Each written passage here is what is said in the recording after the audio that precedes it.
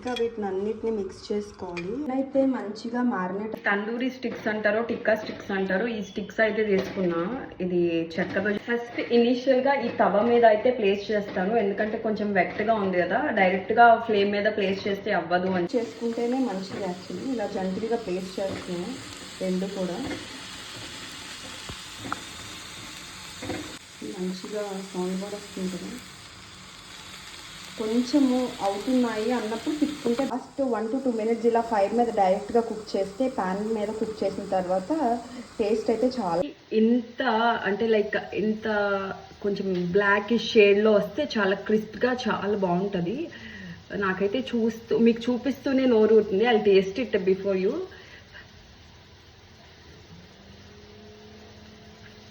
Super ఉందండి, restaurant స్టైల్లో ఉంది. మా మేడం అయితే నా వంటకి ఇంప్రెస్ అవుతారు. మీరు కూడా ఇంట్లో అయితే తప్పకుండా